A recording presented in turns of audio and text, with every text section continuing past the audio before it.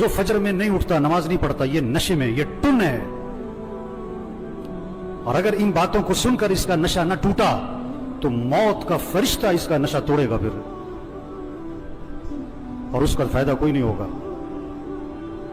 نماز نماز نماز 5 وقت، کوئی گنجائش نہیں نماز چھوڑنے کی.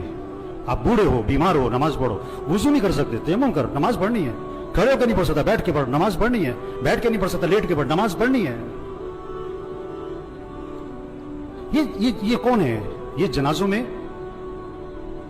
جنازوں میں بڑے اہتمام سے آتے ہیں اور بیان بھی سن چکے ہیں ہزاروں دفعہ، لیکن فجر نہیں پڑھتے، زور میں نہیں اٹھتے دکان سے.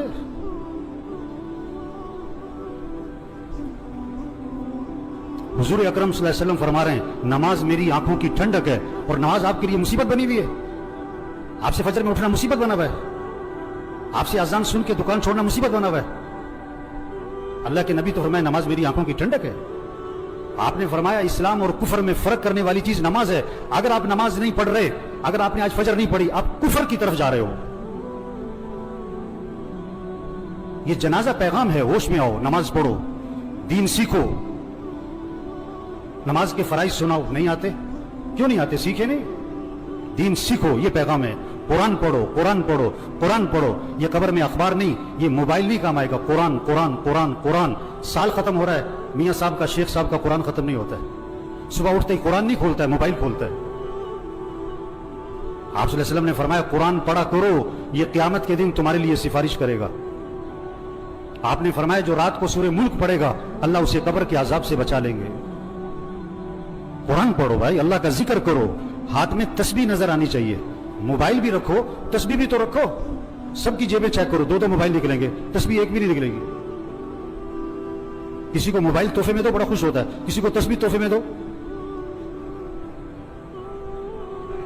آپ صلی اللہ علیہ وسلم نے فرمایا جو 100 مرتبہ پڑھے لا الہ الا اللہ لا الہ الا اللہ لا الہ الا اللہ، فرمایا جو 100 مرتبہ روزانہ پڑھے گا، جب قیامت کے دن اٹھے گا تو اس کا چہرہ 14ویں رات کے چاند کی طرح چمک رہا ہوگا. آپ صلی اللہ علیہ وسلم نے فرمایا جنت کی چابی لا الہ الا اللہ. آپ نے فرمایا جنت کی قیمت لا الہ الا اللہ. آپ نے فرمایا ایمان کو تازہ کرتے رہا کرو. حضور صلی اللہ علیہ وسلم فرما رہے ہیں ایمان کو تازہ کرتے رہا کرو. جیسے جسم کو تازہ کرتے ہو، کپڑے بدلتے ہو، گھر کی صفائی کرتے ہو، اپنے ایمان کو بھی تازہ کرو. صحابہ نے عرض کیا حضور ایمان کو کیسے تازہ کریں؟ آپ نے فرمایا لا الہ الا اللہ. اس کو 10 دفعہ 50 دفعہ 100 دفعہ نہیں، فرمایا کثرت سے پڑھا کرو. لا الہ الا اللہ لا الہ الا اللہ لا الہ الا اللہ. جتنا کثرت سے پڑھو گے تمہارا ایمان تازہ ہوتا رہے گا. تسبیح کریں میرے بھائیوں، ذکر سے دل نرم پڑتا ہے. پھر دین کا شوق، پھر مسجد کا شوق، پھر نماز کا شوق، پھر گناہوں سے نفرت آتی ہے. اگر آپ کا نماز پڑھنے کو جی نہیں چاہتا ہے نا، آپ کا دل سخت ہو گیا ہے. آپ کا مسجد آنے کو جی نہیں چاہتا ہے نا، آپ کا دل تباہ ہو گیا، برباد ہو گیا ہے.